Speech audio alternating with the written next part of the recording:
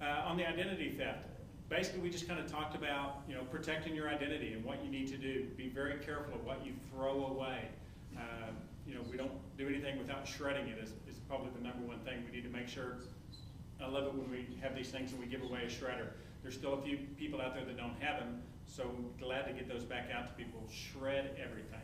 We tend to keep things for years that we don't need.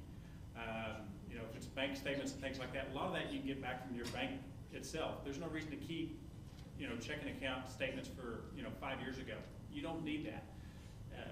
It's going to come a time in our society that they're going to start breaking into your house to steal your identifying information, your credit card accounts, your date of birth, and your social security number. It's going to happen. There is absolutely no doubt in my mind it is going to happen. That's already happened to some of our clients, or who used to be a prospect and now our client. Close the door after the horse is gone. That was some of the things that were stolen. Well, and I know generally when most of the ones that we've seen, you know, they're still they're stealing a TV and some other things, and they'll grab a checkbook or some other stuff. But I'm talking about they're going to start breaking into the house only for the checkbook and only for the credit information, because they can find far greater, more valuable information right there, and they can do a lot more harm with that. Not seeing it yet, so don't panic, but it is something that's going to happen. It may be 2 or 3 years, it may be 5 years, but there's no doubt, I think it's going to happen. Basically, we talked also about checking your credit history, another very important thing that you need to do. On the flyer that I've got out there on our little table, it's got a place to check your credit report, annualcreditreport.com. Despite all those goofy commercials that we see on TV, they're not free. The only one I'm going to tell you to go to is annualcreditreport.com.